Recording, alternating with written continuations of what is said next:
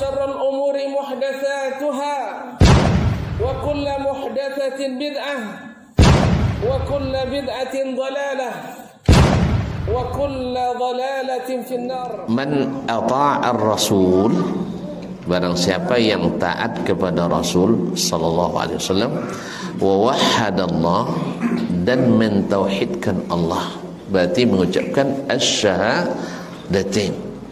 Nah, bagi yang mengucapkan asyhadatain wajib mempelajari. La yajuzu lahu muwalatu man haddallaha wa rasulah. Tidak boleh mencintai, tidak boleh memberikan wala dalam agama kepada orang yang memusuhi Allah dan Rasul. Orang musuhi Allah dan Rasul apa namanya? Orang non muslim. Tidak boleh mencintai orang-orang yang non muslim, tidak boleh. Berarti antum radikal. Saya akan tuduh antum juga radikal nanti. Sekarang kalau ada orang mencuri, jadi perampok dia di kampungnya, antum suka dengan dia? Yang suka tunjuk tangan. Yang suka nanti ditangkap juga, jangannya komplotannya. Iya kan? Nah, mana yang lebih besar, dosa syirik daripada mencuri? Syirik. Mana yang lebih besar, dosa kafir atau dosa berzina? Kafir. Nah, antum benci pada orang yang berzina, benci pada orang yang narkoba. Narkoba dicintai oleh negara? Orang yang penjual, pengkonsumsi narkoba, kalau ketemu ahlan wa sahlan, marhaban ya, nah, selamat gitu ya, kita selamat.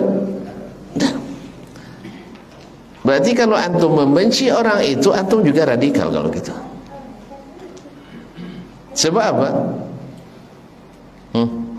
Kenapa antum benci? Karena dia perbuatan mencuri, perbuatan melanggar hukum, iya kan? Perbuatan terlarang, perbuatan tidak terpuji, perbuatan keji. Maka kita wajib membenci. Bukan boleh lagi, wajib membenci. Kalau sampai ada yang tertangkap penyambun di kampung kita, nanti akan polisi akan cari siapa-siapa yang orang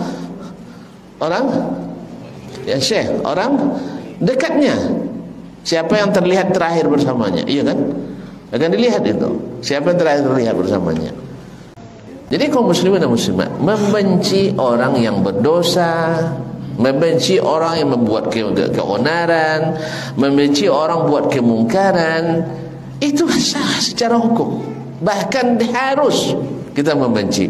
Masa membenci kekufuran yang lebih besar daripada, kan kita sepakat tadi, mana yang lebih besar dosa riba daripada dosa syirik? Syirik. Mana yang lebih besar dosa merampok daripada dosa syirik, kafir? Kafir lebih berat. Makanya kalau membenci orang yang dalam kekufuran dan kesyirikan, itu kewajiban agama. Agama yang menyuruh.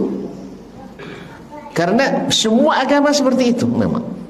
Orang-orang yang, mohon maaf, saudara kita negara misalnya dari agama lain, dia mana suka sama kita? Suka sama kita? Kalau enggak, gimana kalau mereka? Suka mereka? Enggak. Mereka menengok kita jojok, dia nengok. Masa kita disuruh-suruh mencintai? Tidak bisa. Ini agama.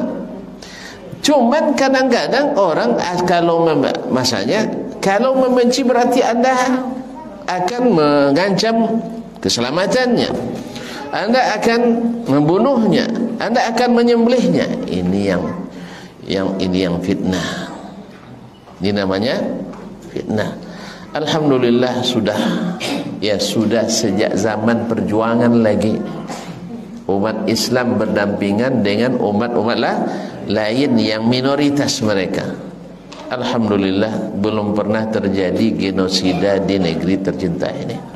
Dimanapun negeri Muslim mayoritas, tak pernah terjadi intimidasi terhadap minoritas. Yang ada adalah pembatasan. Ya harus dibatasi memang. Intinya kaum muslimin, bahwa membenci dan mencintai itu hak masing-masing. Orang kita tidak akan persoalkan. Orang Kristen membenci umat Islam, kita persoalkan karena agama mereka melazimkan itu. Orang Buddha membenci umat Islam, silakan aja. Secara agama mereka boleh membenci kita. Apa sebab? Tidak ada keyakinan. Jelas? Kalau tidak percaya tanyalah mah. Tapi jangan masuk Buddha pula. Tanya mereka. Buktinya, kenapa terjadi pembantaian oleh agama lain terhadap umat Islam? Di mana-mana umat Islam kalau sudah minoritas azab. Tapi kalau jadi mayoritas, alhamdulillah aman. Ya kan? Nah, ternyata kita walaupun benci tapi tetap sayang. Benci tapi sayang. Karena agama kita jelas aturannya. Benci itu tidak boleh menzalimi. Benci tidak boleh menghakimi sendiri. Makanya orang kafir di mata syariat Islam ya dibagi ompek. Masih ingat apanya? Orang kafir, orang luar, orang non muslim. Karena boleh sebut kafir ya non muslim. Nah, oleh umat Islam dalam syariat Islam terbagi 4. 3 terhormat.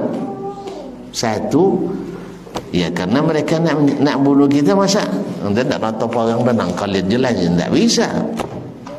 1, namanya kafir zimmi, yaitu yang non muslim tinggal di negeri Islam. Nah, mereka bayar upeti namanya jizyah. Itu tidak sebesar pajak. Pajak berapa kita kena sekarang? PPN, PPH, PP apa lagi macam-macam kan. Nah, PMP kena juga pajak. Kaum muslimin dan muslimat rahmati Allah. Sikit. Jelas ya? Nah, boleh tak diganggu mereka? Boleh? Nah, yang mengganggu mereka terancam masuk neraka. Itu agama kita. Tapi mencintai boleh tak? Tak boleh. Ya, kalau sudah mencintai nanti termasuk mencintai kekufuran itu. Mencintai kekufuran berlawan dengan keimanan. Masa antum mencintai, tadilah mencintai orang yang berbuat jahat di daerah itu antum cintai. Hah? Nggak mungkin. Kalau antum suka berkawan sama bandar narkoba, kita anggap bandarnya antum diciduk juga. Apa sebab? Karena setiap hari, masya Allah, hello sayang. Allah musta'an. Maka tidak mungkin kita akan berubah iman itu. Makanya ketika akidah ini habis, akhirnya umat Islam ikut beribadah seperti ibadah agama lain, karena nggak ada ini, wala baraknya hilang sama sekali. Bahkan sebagian mungkin lebih sayang kepada non muslim daripada kepada muslim. Akibat wala dan barak ini hilang.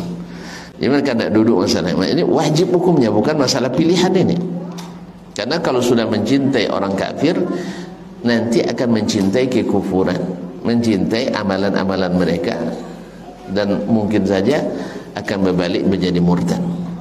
Makanya tidak boleh.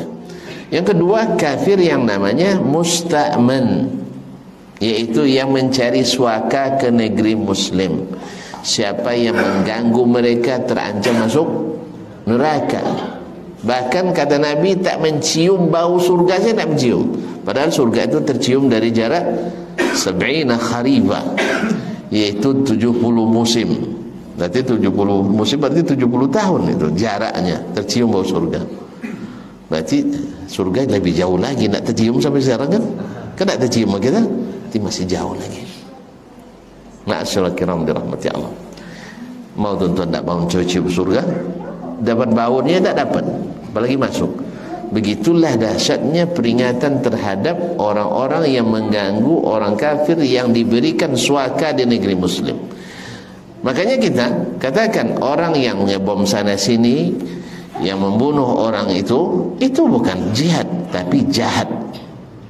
Itu adalah serangan jahat. Karena kita bukan sedang harb sekarang di negeri ini, bukan sedang perang. Walaupun umat kafir memerangi kita di negeri lain, kalau mau juga pergilah sana, tapi harus minta izin. Kalau tidak boleh pulang nanti. Antum dicatat sebagai teroris, tidak ada izinnya. Oh, tidak ada izin. Kau tidak ada izin, kenapa pergi? La yukallifullahu nafsan illa wus'aha. Oh, berdosa kita. Antum tidak sanggup, tidak berdosa. Yang berdosa itu yang tidak ngasih izin. Biar aja lah. Jangan ikut pula berdosa kan. Gara-gara orang berdosa ikut pula kita berdosa. Jelas ya?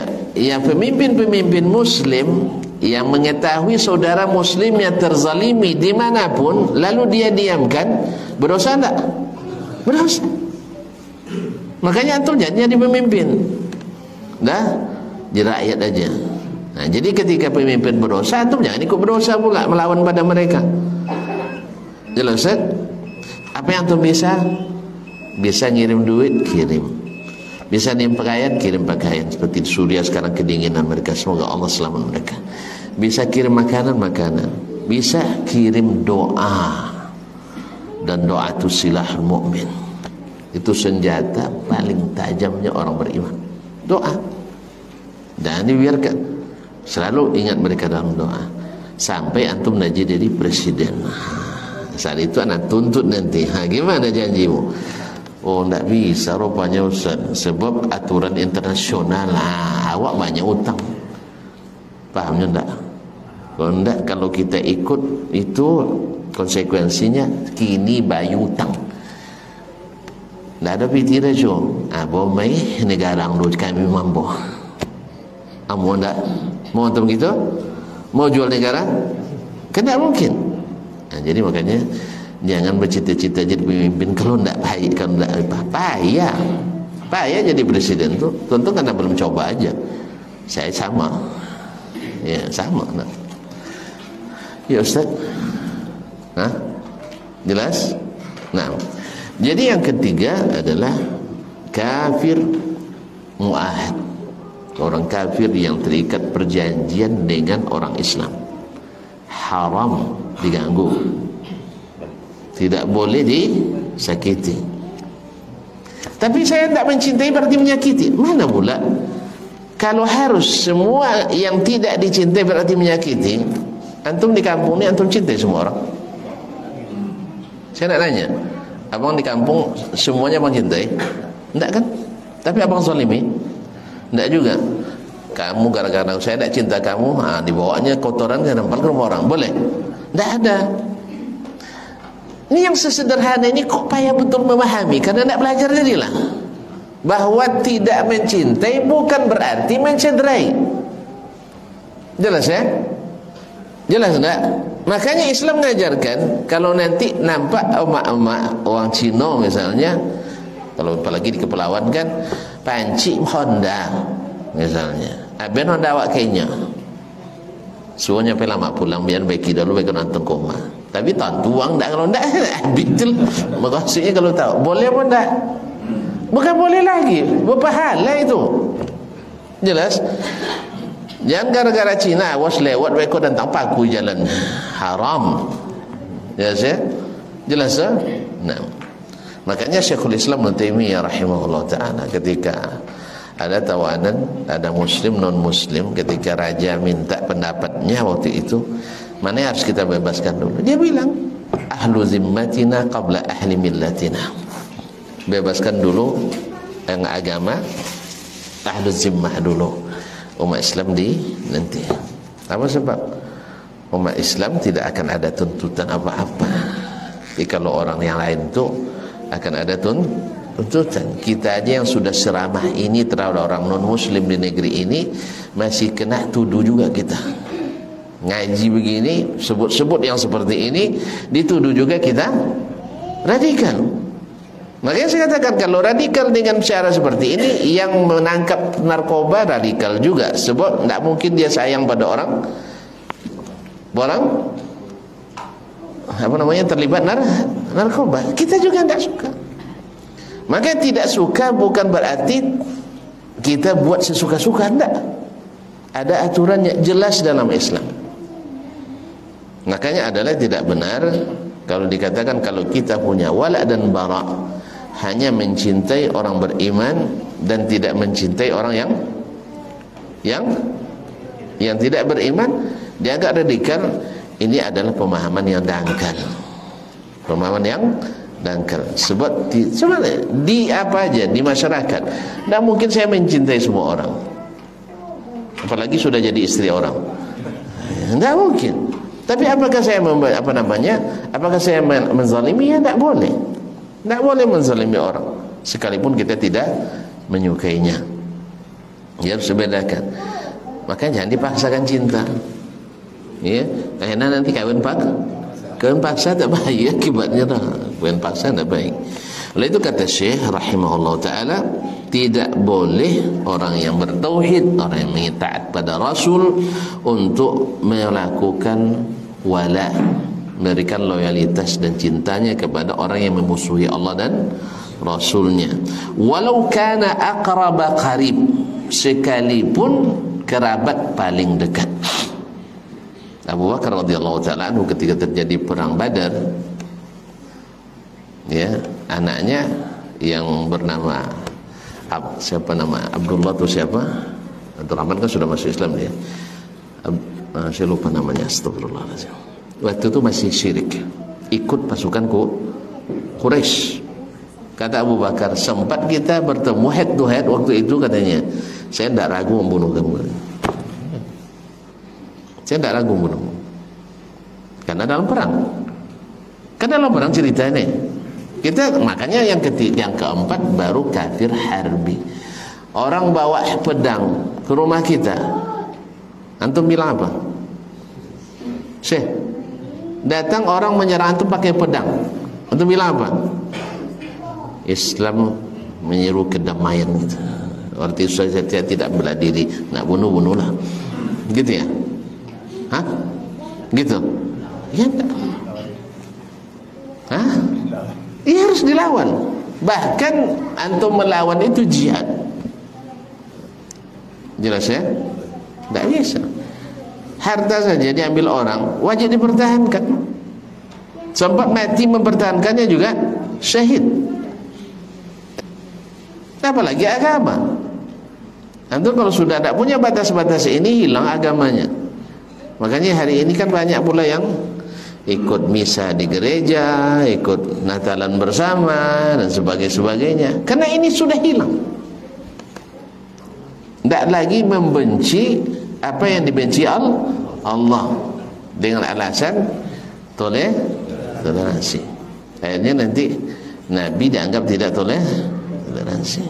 Nanti ulama-ulama kita dianggap tidak mengerti. Subhanallah, kalau ulama tidak ngerti. Hah? Enggak, kalau ulama tidak ngerti tentu cunanya bunyinya kan ya ulama dah. Lebih tidak ngerti. Sana mana juga ulama aja yang menghabiskan waktunya hampir 24 jam menuntut ilmu agama, donya ngerti dah. Berarti inya tidak ulama tentu lebih tidak ngerti. Alhamdulillah. Kalau gitulah ngertinya, anunya leseh. Lain kau lah Abu. Baik, azan dulu. Kaum muslimin dan muslimat yang dirahmati Allah Subhanahu wa taala. Kemudian beliau menyebutkan dalilnya, wad dalil qauluhu ta'ala, la tajidu qauman yu'minuna billahi wal yawmil akhir yuwadduna man hadda Allah rasulahu walau kanu aba'ahum aw abna'ahum aw ikhwanahum aw ashiratahum ulaika kataba fi qulubihimul iman wa ayyadahum bi ruhin min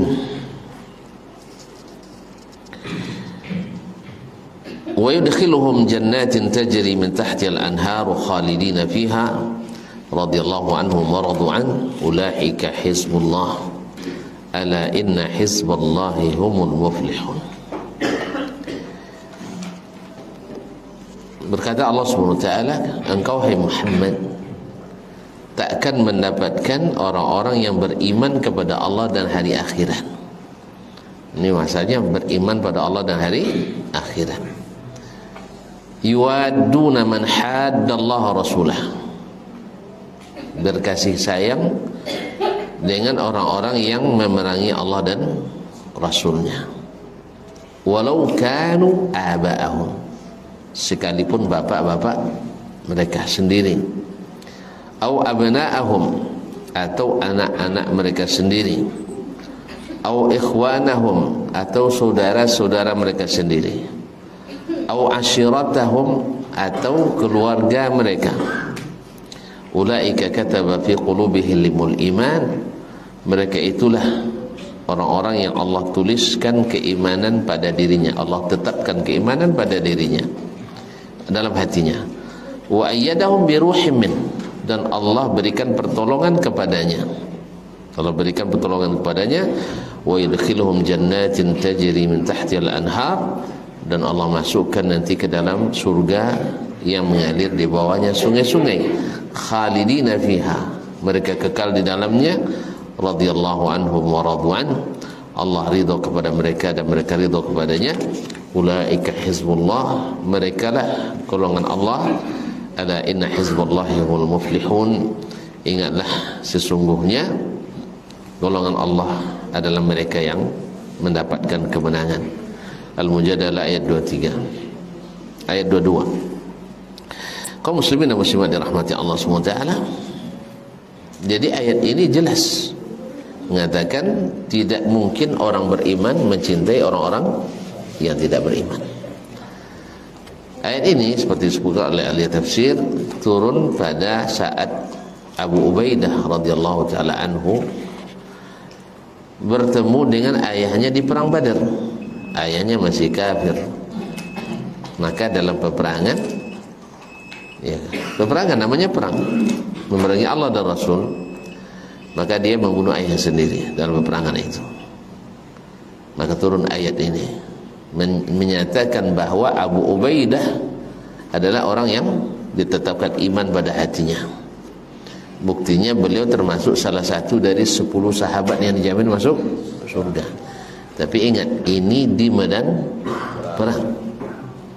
Di medan perang. Jangan dia selesai ngaji nanti bawa candung ke ayahnya. Enggak. Ini ceritanya sudah bertemu di perang Badar. Nabi tidak ingin berperang pada waktu itu, tapi orang-orang Quraisy mengirim pasukan perang. Nah, ini yang tak bisa dihindari. Nabi hanya menghadang kabilah dagang orang-orang Quraisy yang telah merampas harta-harta muhajirin. Hijrah aja tak boleh bawa barang. Itu dahsyatnya orang-orang kafir Quraisy itu. Nah, sekarang pertanyaannya, orang-orang kafir, orang-orang kafir Quraisy mencintai orang Islam atau tidak? Saya ulang kembali. Kan tadi orang beriman tidak mungkin mencintai orang kafir. Sekarang pertanyaannya, apakah orang kafir mencintai orang Islam? Sama. Kalau sama, kenapa umat Islam aja yang dipaksa mencintai orang kafir? Orang kafir tidak mungkin mencintai orang Islam. Buktinya mereka diperangi. Bahkan bukan hanya diperangi, dakwah saja tidak boleh. Ya. Padahal pengurus Masjidil Haram dulu kan datuknya Nabi Muhammad. Kan datuknya Abdul Muttalib yang menemukan Zam-Zam, kemudian menjaga Ka'bah. Pas Nabi berdakwah, boleh tak berdakwah Masjidil Haram? Apa sebab? Pengurusnya Haji Abu Jahal, Haji Abu Lahab waktu itu. Tidak boleh Nabi berdakwah. Bahkan Nabi pindah saja tidak boleh. Itu karena cinta atau karena benci? Karena benci kan? Karena benci. Sampai Nabi hijrahnya pun terpaksa diam-diam sembunyi-sembunyi. Karena dibayarkan kepalanya dengan Abu Bakar masing-masing 100 ekor onta. Siapa yang bisa menghadirkannya hidup atau mati. Subhanallah. Di mana cinta mereka terhadap orang Islam? Tidak ada. Maka oleh sebab itu tidak mungkin antum mencintai orang yang sangat membenci antum. Al-Quran menyatakan dalam banyak ayat. Oleh sebab itu tidak mungkin dan tidak mungkin mencintai orang yang tidak seakidah. Nah, kalau dipaksakan juga, maka harus orang tadi masuk Islam atau kita yang murtad dari agama. Antum pilih yang mana?